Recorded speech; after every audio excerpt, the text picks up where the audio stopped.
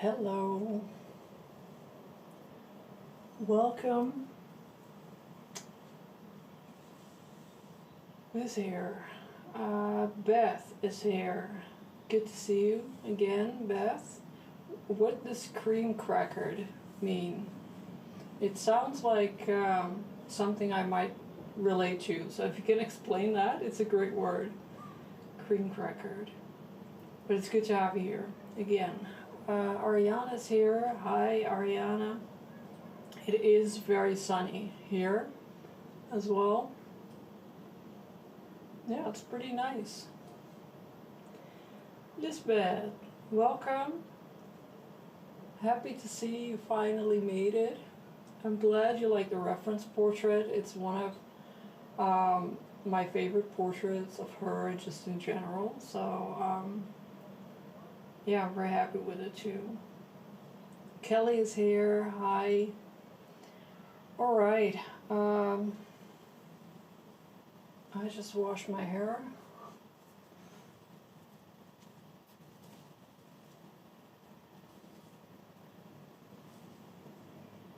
Okay, there. I have this was from Ellen de Hale's portrait that we did. I have half of it left. It's a little bit intense in terms of texture. I try to sort of mimic the tinting you do with raw umber and oil paint, but I did it with acrylic, and it's a little bit intense. But oh, I need my phone. Hold on. I'm just gonna grab my phone.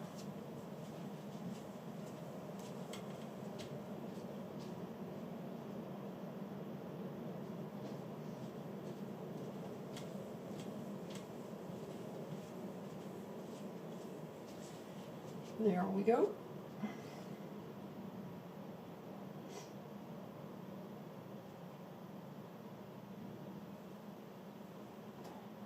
I didn't really have time to do a sketch today, so we're just gonna have to rough it a little bit.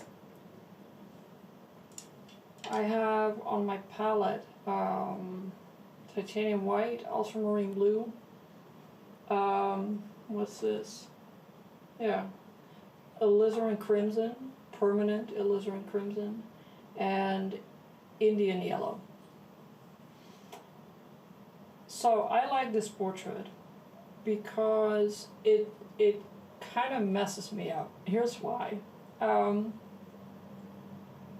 not very good at converting colors to values.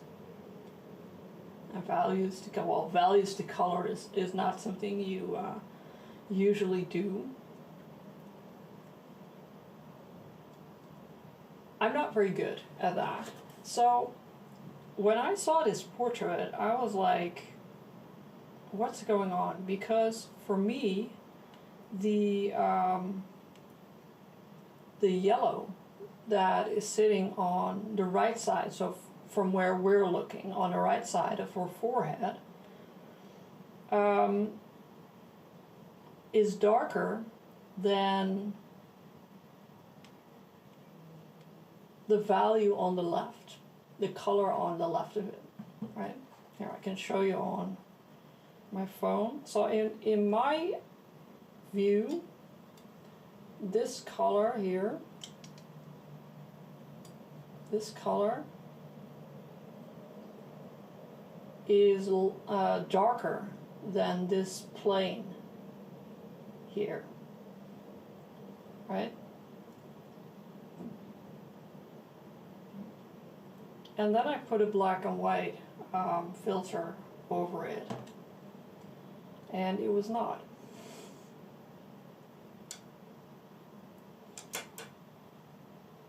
And things like that is why I started studying color more,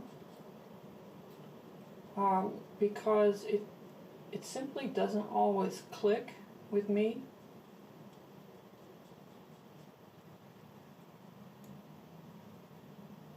And I feel like maybe with some more training I might actually get there one day. Hi Linda, good to have you here. I'm going to see if I can pre-mix a couple of colors that I think maybe are useful.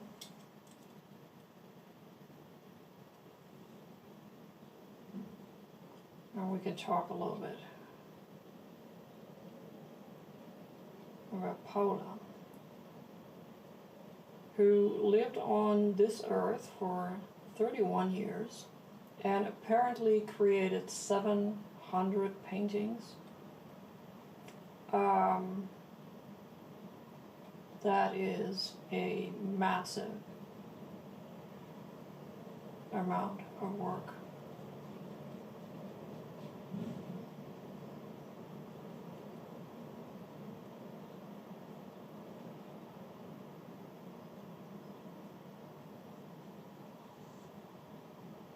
Yeah. All right, so what you see in this portrait is this play between some purple colors, especially under the eye, but also in the area around the mouth.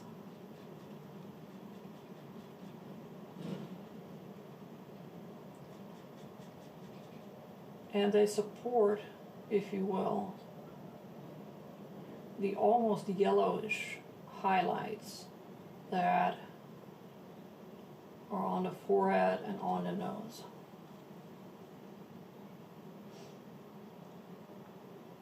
All right, let's mix in a dark color. I think that'll work good to go.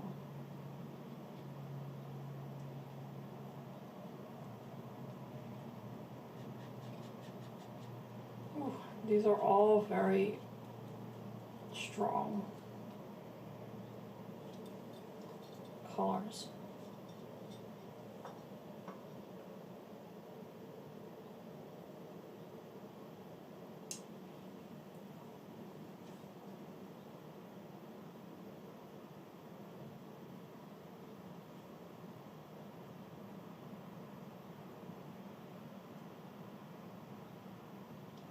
Just see if we can get some stuff locked in and not have me freak out about the fact that I don't have a sketch, okay?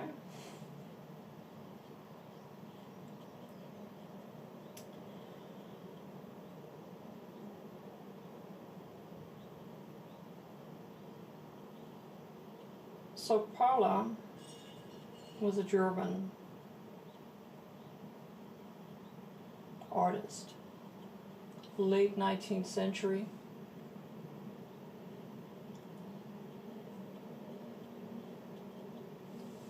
And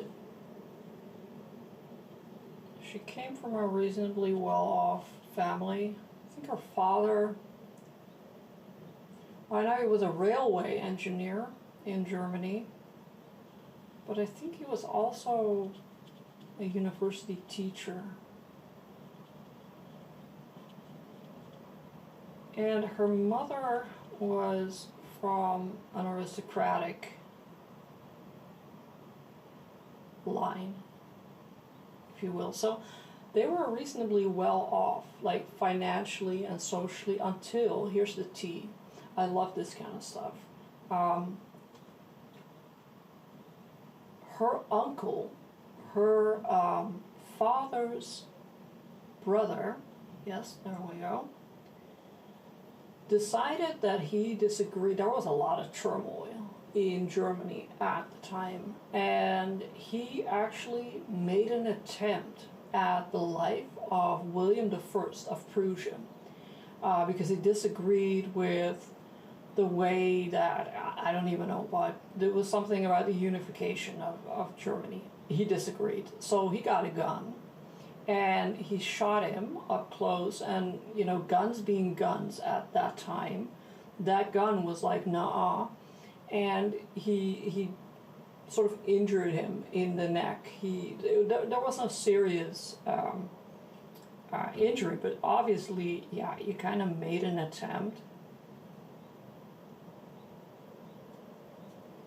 at this dude. So he went to jail and was eventually pardoned after 5 years. Like, he was in jail for 5 years. It wasn't all that bad, but so socially they were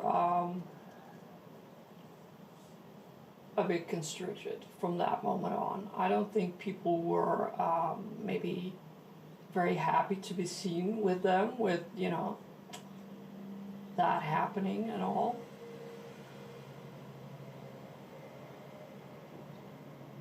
So I think they moved after a while, and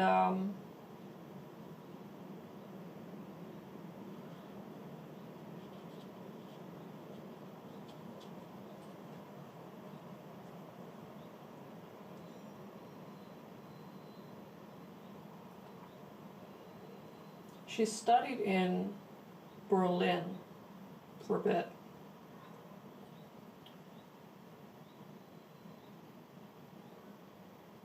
And I believe in Berlin it was that she met Natalie von Milde, who is, I read either a biography or a book about her or from her. Can't really remember. But she was a feminist and a writer. So I think at that point she was introduced to a different thought pattern. And her parents were like, yeah, let's not do that. So that contact was cut short. But I believe that some sources say that that meeting influenced her a lot.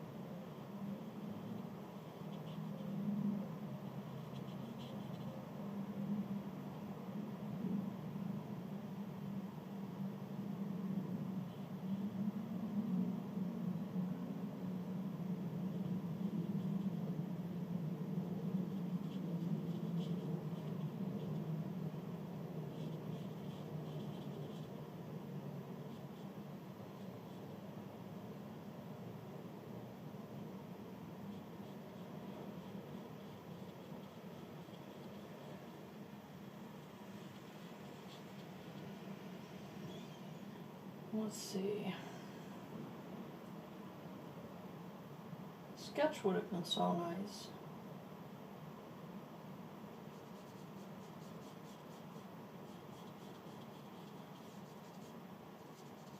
It's also not really my favorite angle.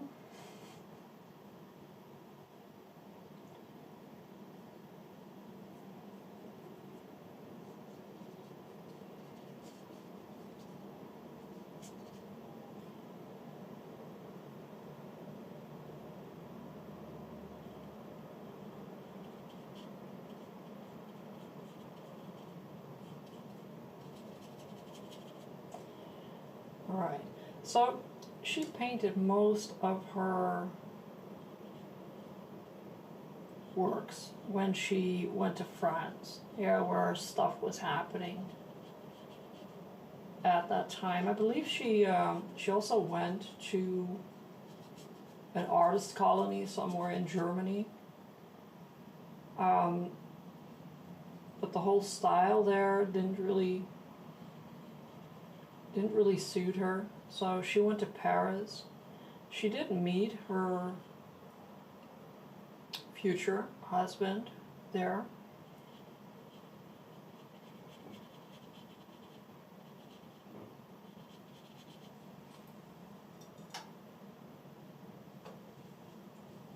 I can see the face coming through. I'm glad you can see the face coming through. I'm having some trouble right now.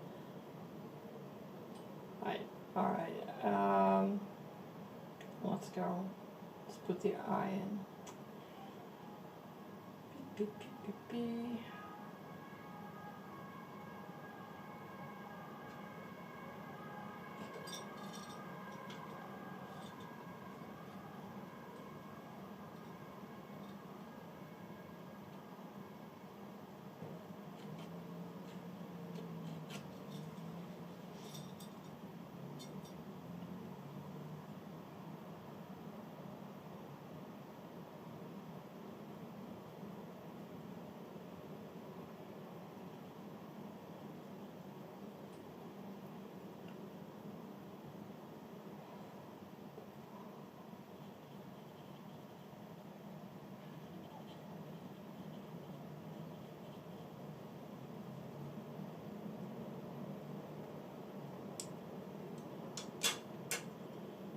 I'll make another attempt to keep my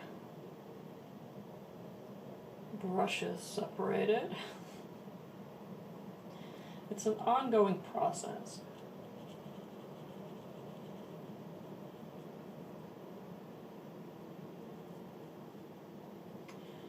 So what I found the most, or what I find the most relatable when I read about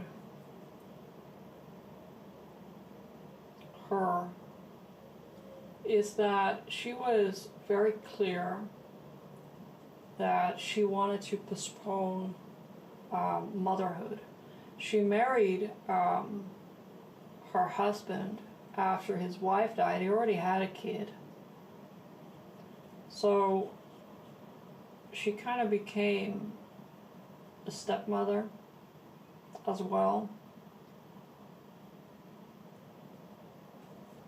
And in one of her letters, I believe she writes about her doubts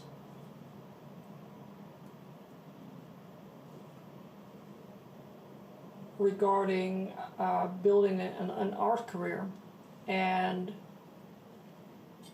raising a child, and having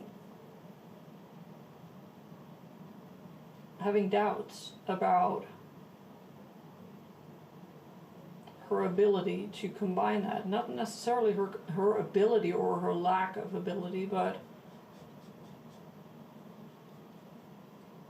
the fear that that would hinder her art career, which is fair enough, right? I mean,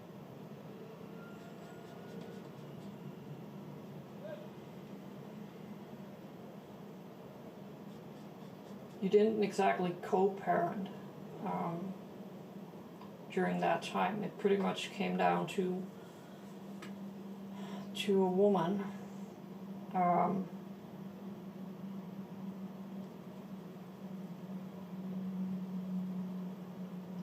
so she postponed her own having a child until she was 30. I believe she wrote in one of her letters that her plan was to have an art career by the age of 30 and then have kids.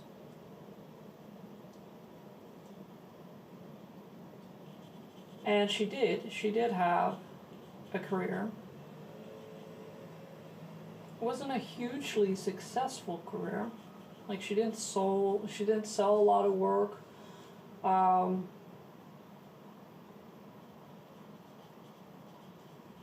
Yeah, being a woman also hindered her a little bit. Art critics were not always too kind.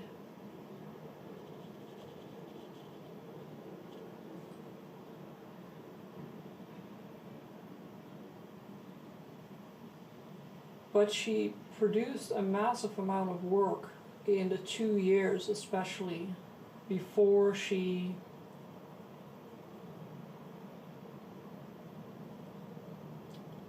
had her child.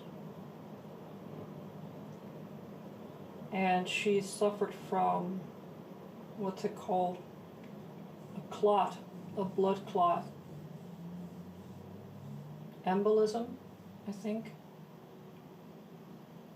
in the leg. And I read actually that back then in Germany or in general in Europe, I'm not really sure, the standard was that after giving birth you had to lay still, flat in bed for a couple of days.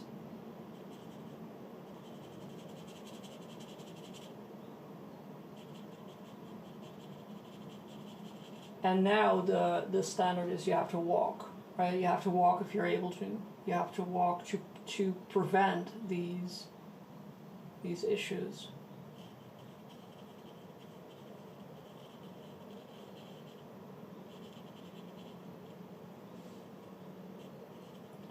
So she died a couple of days after giving birth. And that is really, really tragic.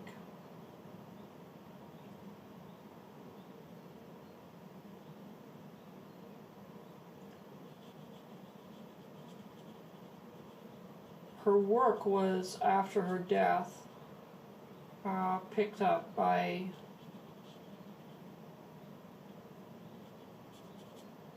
quite a few collectors. So it gained some notoriety, and also because, times changed. And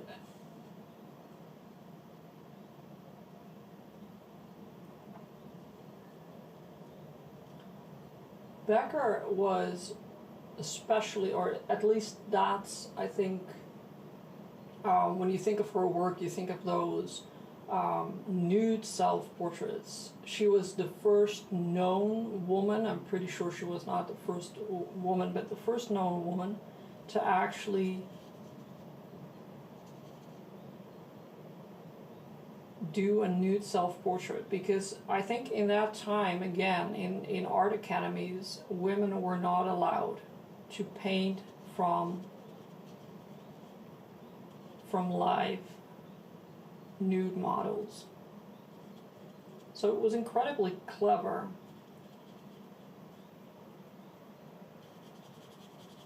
to do a nude self-portrait.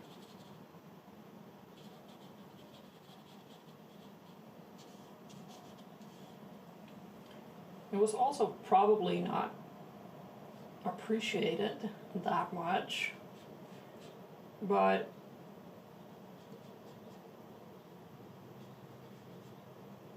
in the end, that is what she was known for, right? She also painted herself nude and pregnant.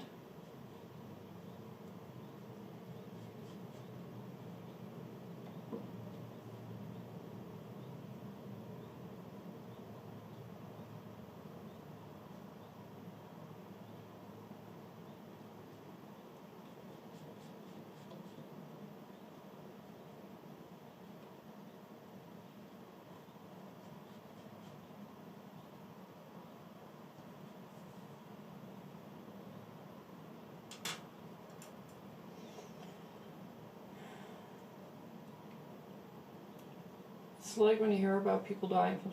Yes, exactly. Like, it's so very preventable right now. Also makes me appreciate the current times a little bit more. Must walk, yes. Oh, yes, it's called DVT. Yeah, that's what you had, Beth. Yeah, with your knee ops. It's so creepy. When after my labor, I was in labor for like 3 days, and this woman came up to me and said, why don't you get up and walk to the shower? And I was like, sorry, what? How about you go away? But I later learned that it was, yeah.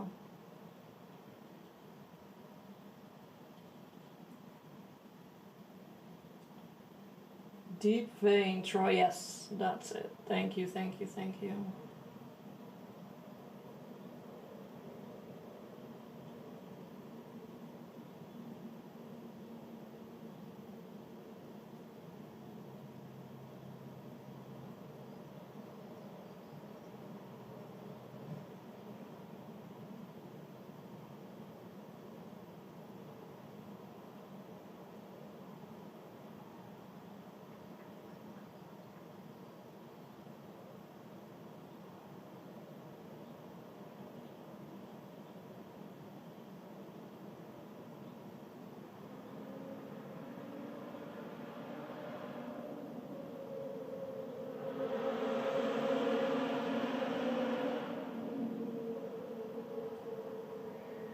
Ooh, the sexy compression socks.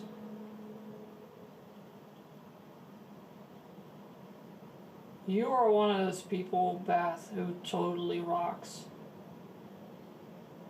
those socks.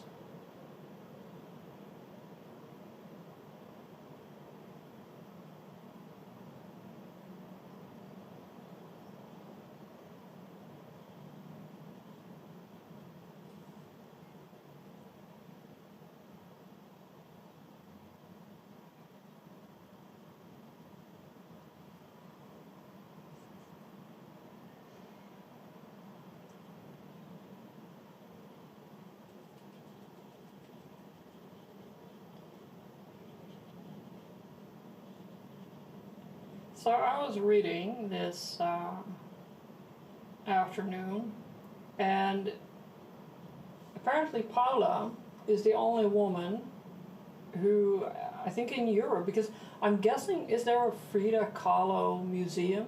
I forgot to look that up, but I almost can't imagine there isn't one, but maybe I'm very naive right now. But she is, well, let's stick to the only woman in Europe, but maybe the only woman in the world, who has a museum exclusive to her work, Paula Modersohn-Becker Museum in Bremen. Bremen is in Germany, of course. And yeah, now I kind of want to go.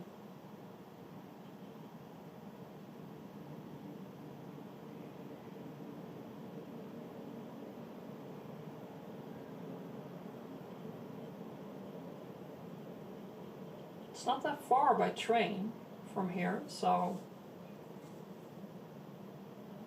summer holidays are coming up.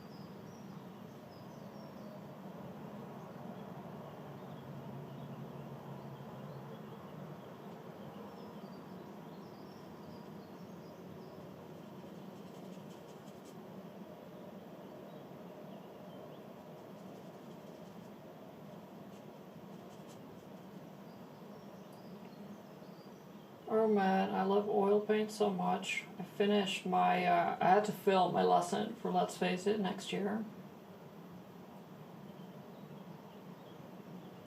I was working with acrylics, and then the temperature here, it just went through the roof.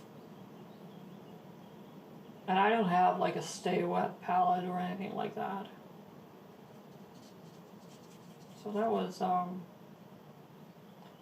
interesting. It's funny how your speed of working, like the way that you sort of micro plan your steps while you work, it depends so much on the medium that you're working with, right?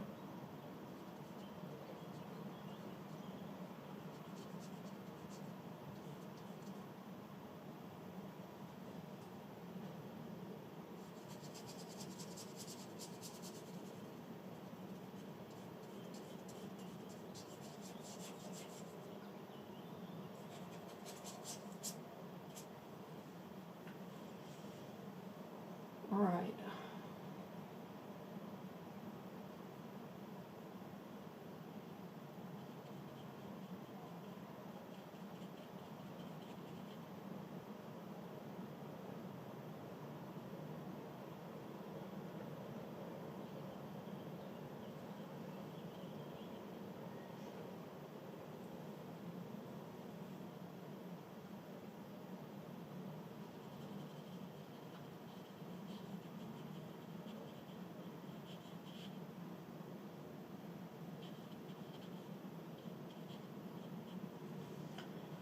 Let's fix some of this. Oh, let's put in some white first.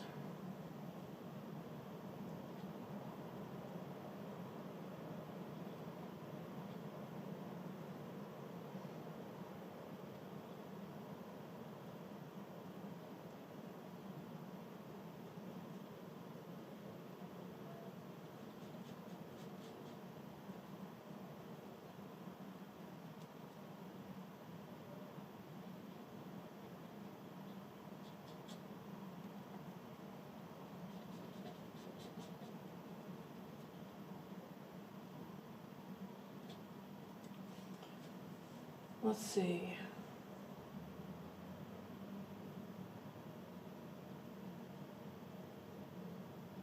Oh, you all guys have pain. I feel bad.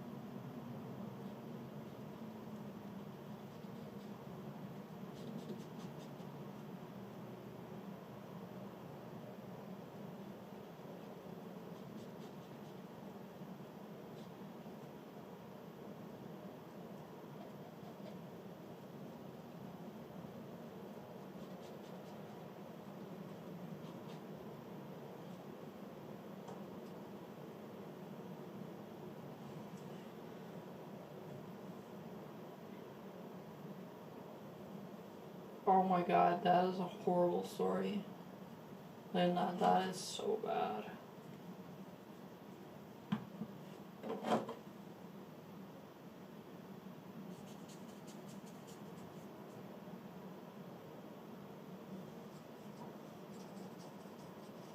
You know, that's kind of what I don't get about people refusing all sorts of things.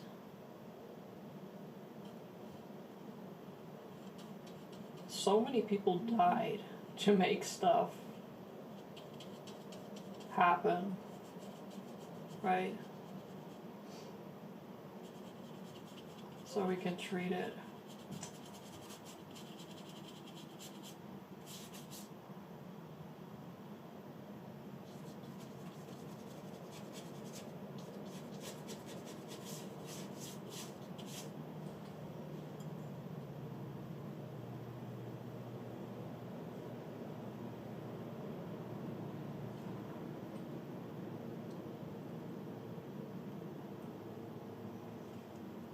Okie-do, let's fix some stuff.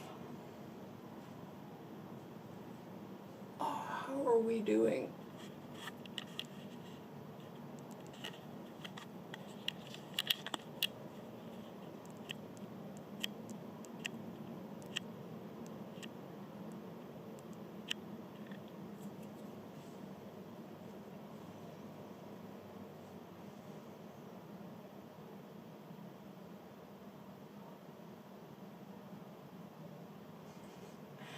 No, you can feel free to talk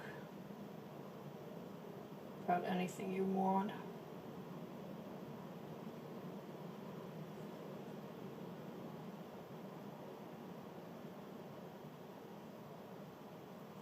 So this portrait, actually, I got another one, is in gouache. And I think, I don't think I did it on the live stream, but I did show it on the live stream once. It was a color study I did of Susan Robertson, where I was also really struggling with, you know, what's going on here and what's going on there.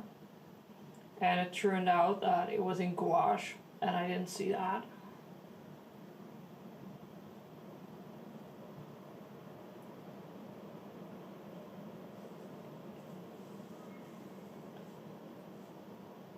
No, just, Linda, let it all out.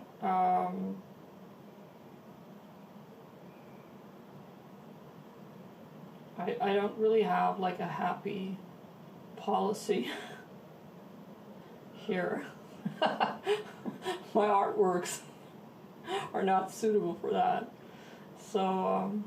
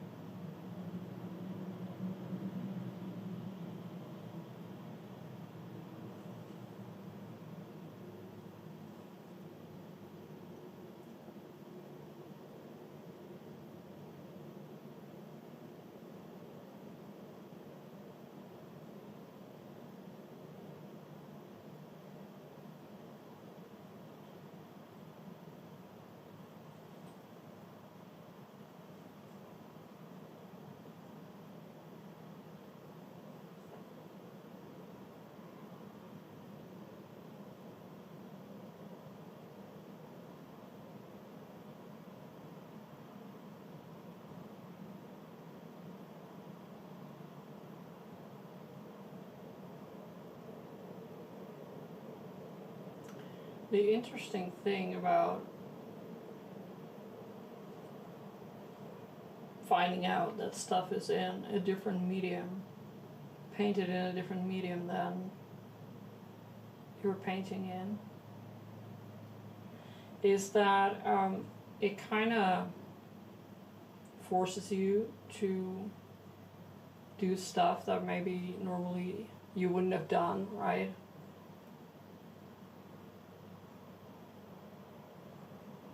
Ways of blending.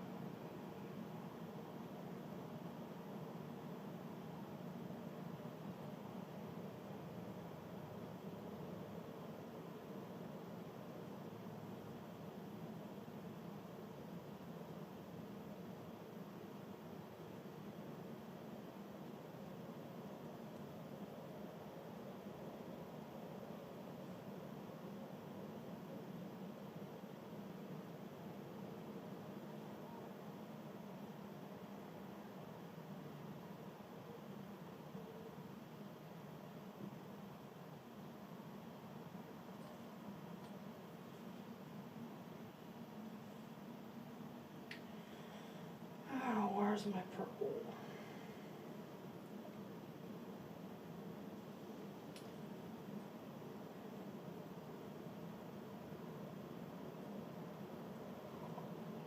Happy policy. Nah. Procreate.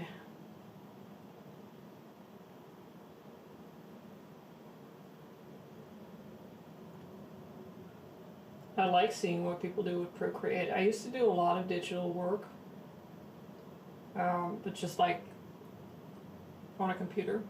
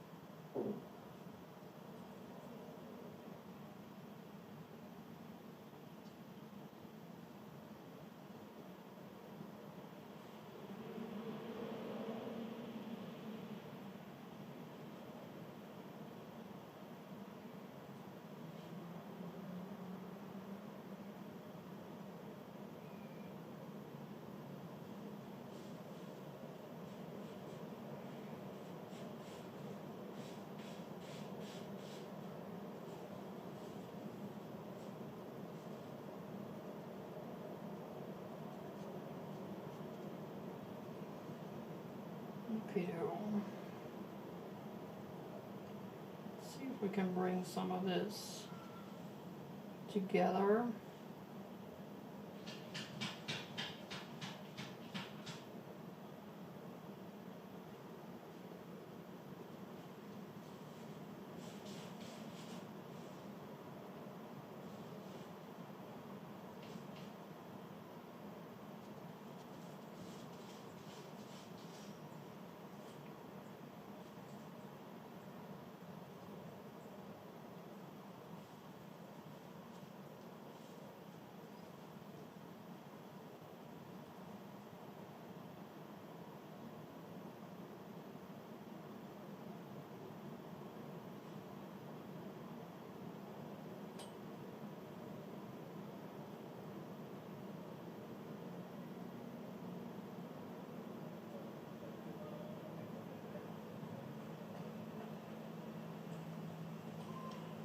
Trying to focus a little bit on getting the one eye right, because I don't think I have time.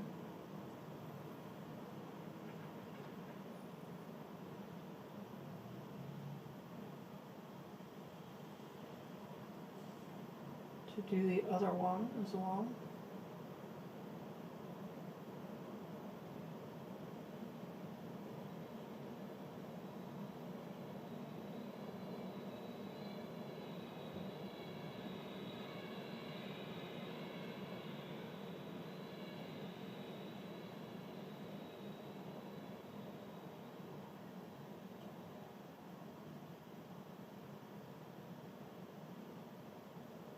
Oop.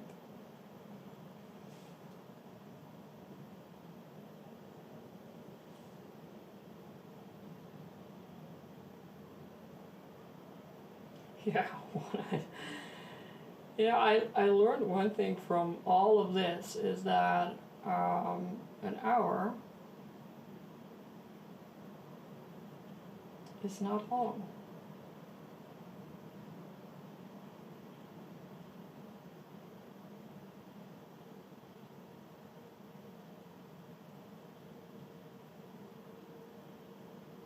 It's funny because when I'm alone, I actually have trouble focusing for this amount of time. There, but because you're in a live stream, it sort of makes you.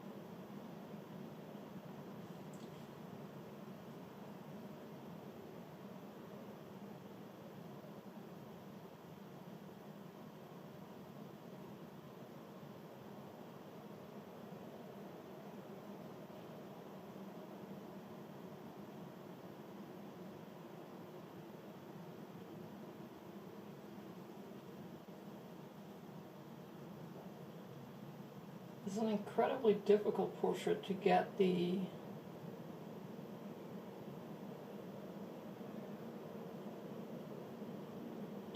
colors right.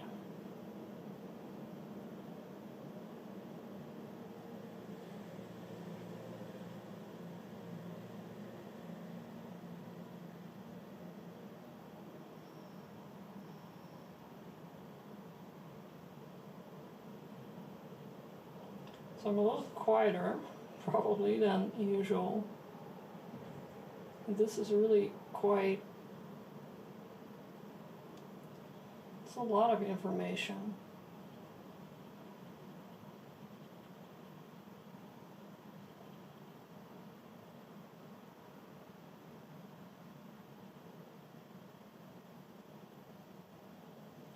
Yeah, those colors. The other thing I notice also is something that I should work on is basically my palette management. And also my mixing strategies. Like I usually I read before I do the live stream. And then I go in, right? And I do it because I feel like, okay, if you're going to do a study, it's not really fair to go ahead and do stuff before, you know what I mean?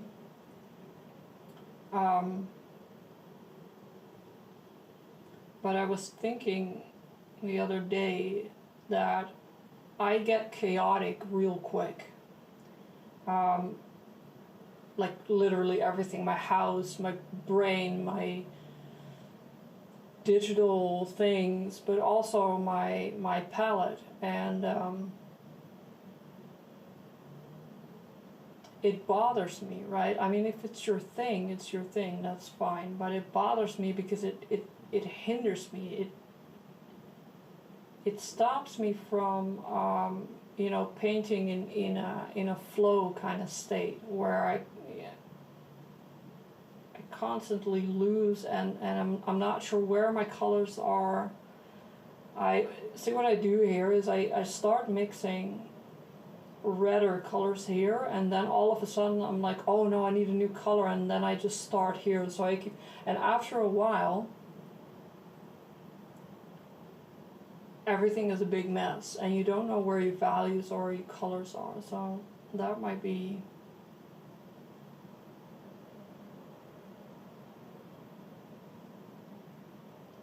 something to work on.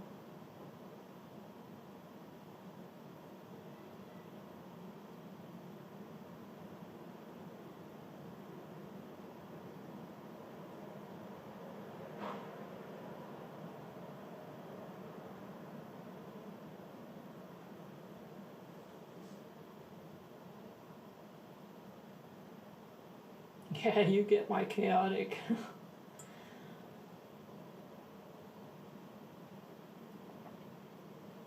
It's like, I also don't always like, I get that people want it to be cute, but sometimes I get a little bit tired of half the internet pretending like this is some kind of cute quirk.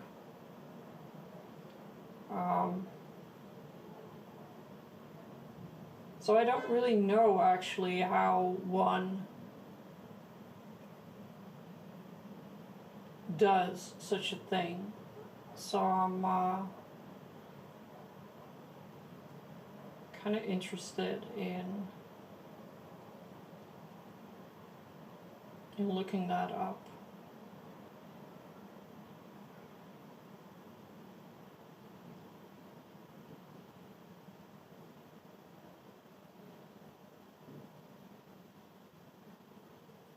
Like, I know there are people who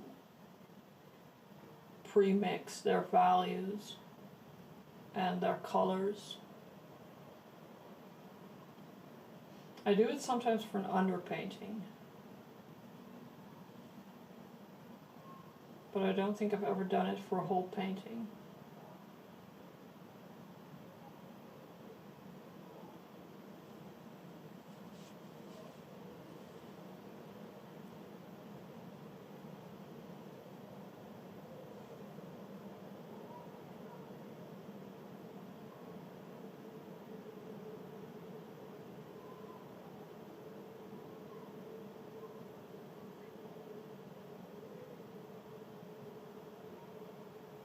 Thank you, Beth. How much time? 9 minutes? Okay. We don't always have to be on the clock, right?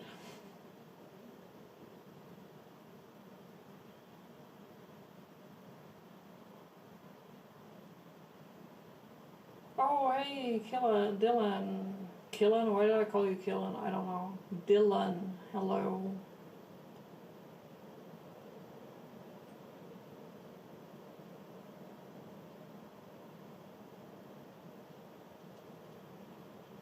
So I think I was saying at some point during which I got distracted again. But it is something I wanted to mention about her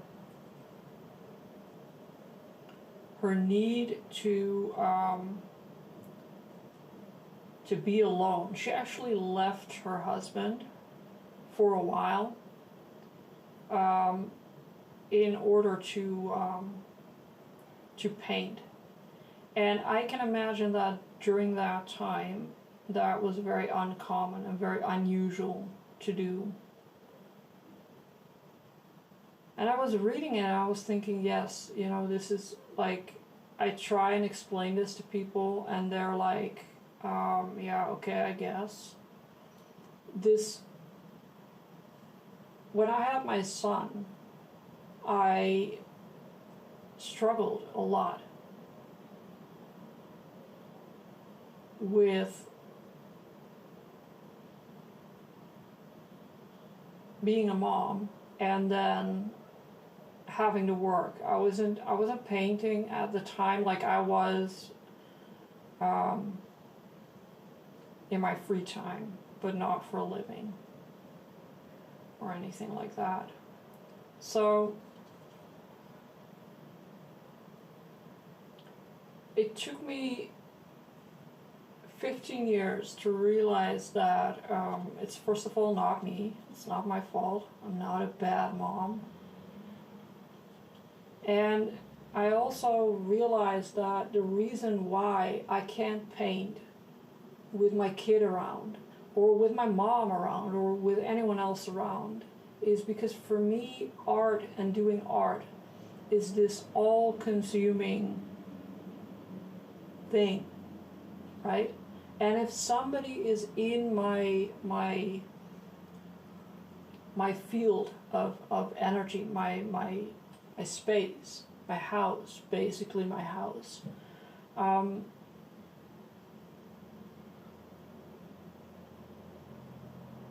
I can't close myself off and I can't work. It's really that simple.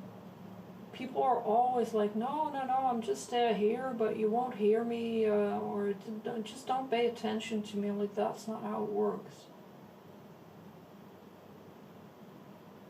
So I so very much get the whole I need to work on my art first and then have a kid, right?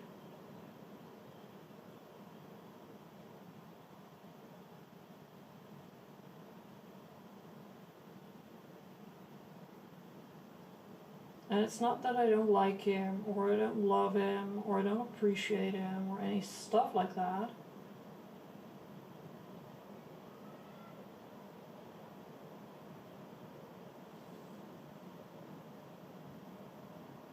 I found that people who don't necessarily do a lot of art things have the most trouble understanding what it is that art sort of requires of your brain.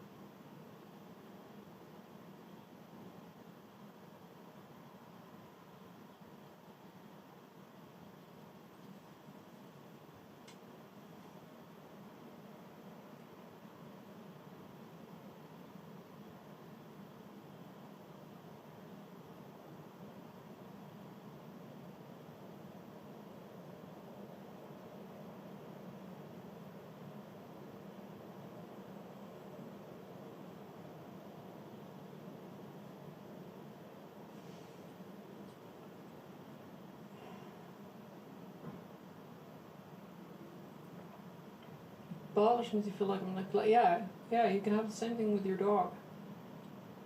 Yeah, it's the same thing with my cat. Like, my cat wants attention. I'm like, please, not today. Not right now.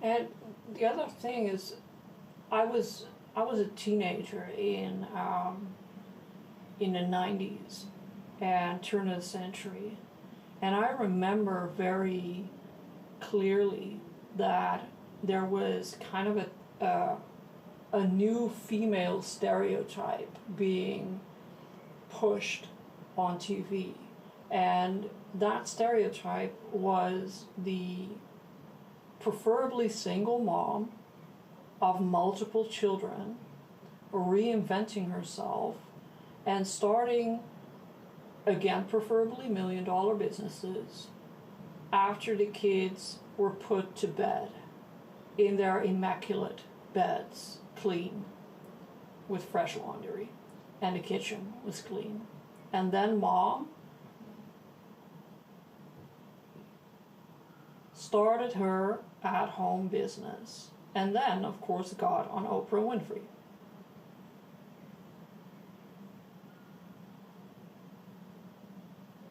And that, when I had my son and pretty much failed life and everything else,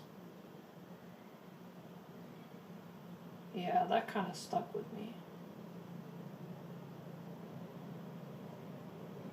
I remember taking my kid to daycare, and I came home and I sat on the couch and I just fell asleep.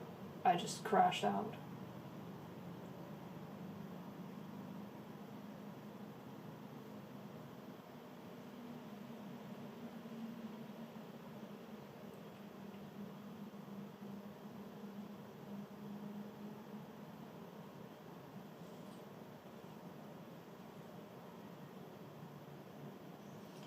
I love you, so I love you too. See, we're here to complain. That's what we're here for.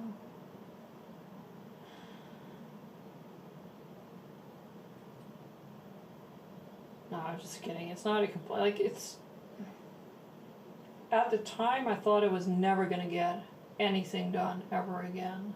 That was obviously a little bit dramatic.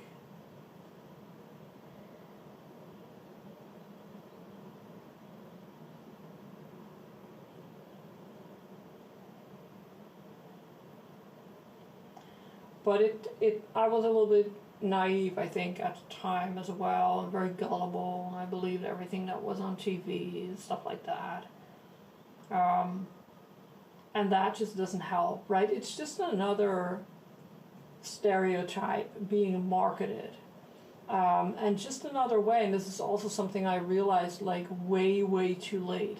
It was also a way to steer feminism and the emancipation of women into a direction where, again, capitalism and men would benefit from it. Because let's face it, I mean, it's great having a woman who takes care of your kids, but it's even better having a woman who takes care of your kids and makes money, right? So, yikes. That took too long before I realized that that was a thing.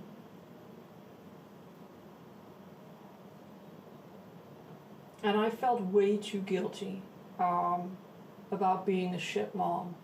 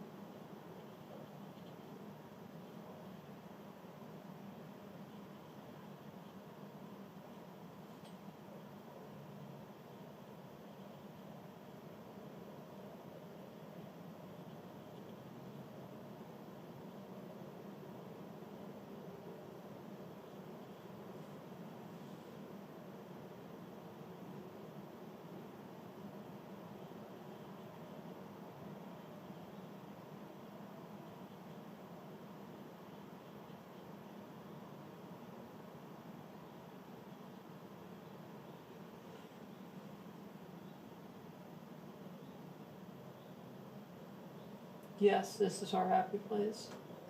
right here. Oh yes, and the man, and takes care of the man. Well, I didn't have a man, so that was one worry less, you know. And feels guilty, yes, for needing me time.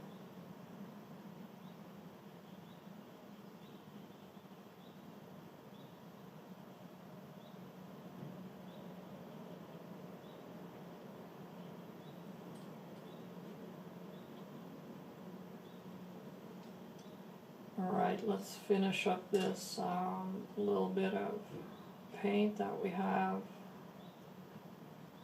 Here we can make a little bit of a background color.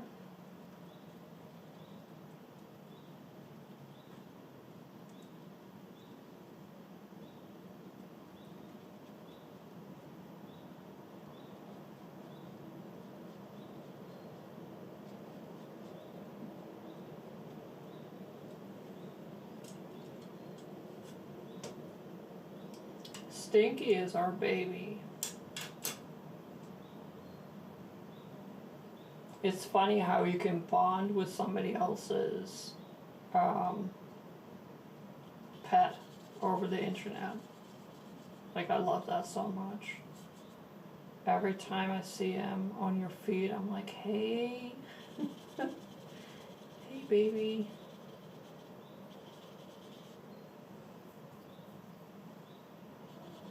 Hi, Gosha.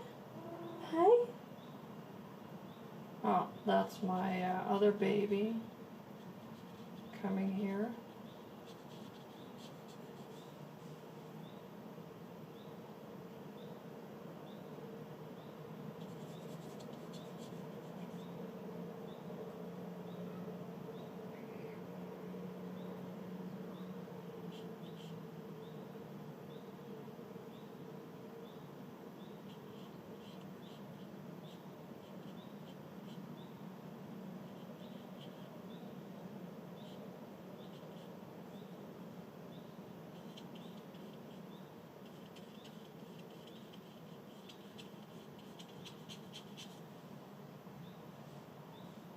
Oh, you miss your cat, Linda, yeah.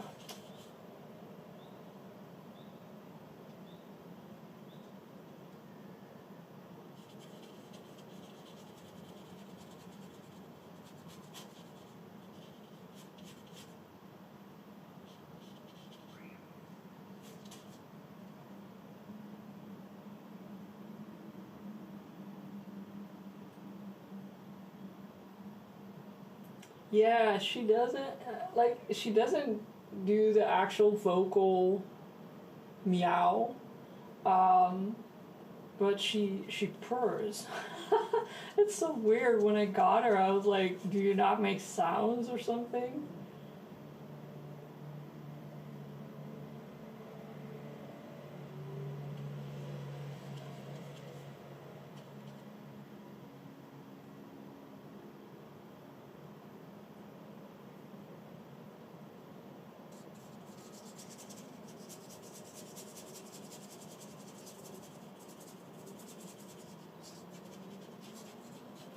Okie doke. That was an interesting study, to say the least. Um,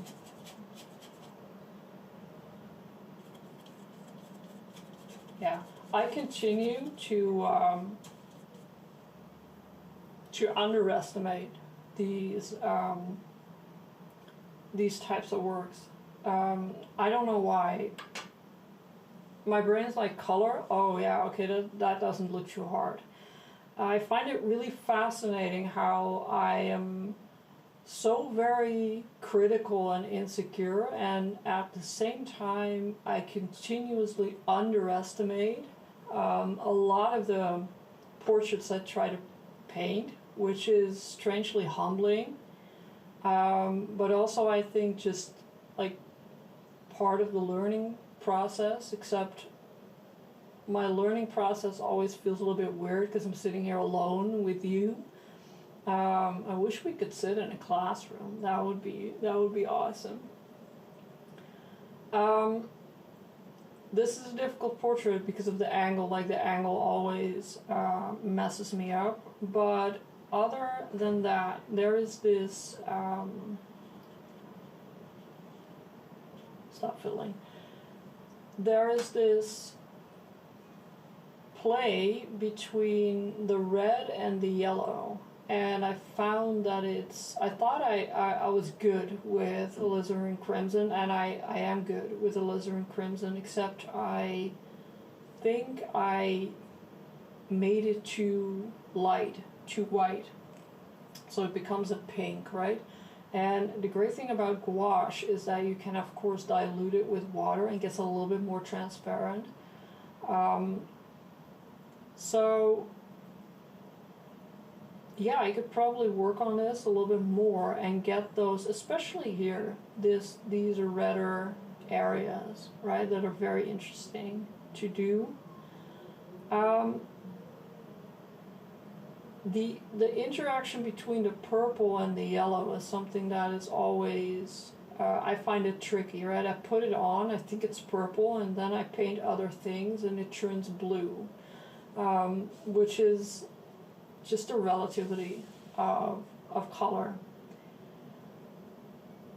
Like I said, I would like to maybe do a little bit of learning, a little bit of reading on palette management, and I think maybe also I would like to do a couple of live streams on a specific palette, so work with one consistent palette, so that I can maybe focus a little bit more on structure instead of this train wreck. This is unmanageable. Alright. Let's see. It's so good you're all here in a live chat. Awesome. Thank you. Thank you. Thank you. Yeah, we'd never leave the class. We would just live in the classroom, which would be fine. I mean, we can bring all of our animals and snacks and stuff. Yeah. All right. I might go to Germany this summer.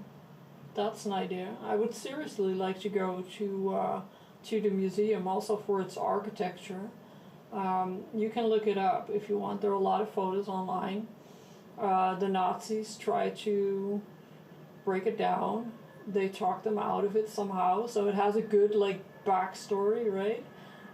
So that's interesting. It's not too far by train, so maybe that would be cool to go. Let's see what we'll do next week. Not really sure. Never really sure. Thank you all for being here. Thank you for being in the chat, and have a great evening or day, depending on where you are. And I will see you next week or on social media if you want to talk or chat. And otherwise, I will see you again next week right here in the classroom. All right, see you then. Bye bye. Thank you. Mwah.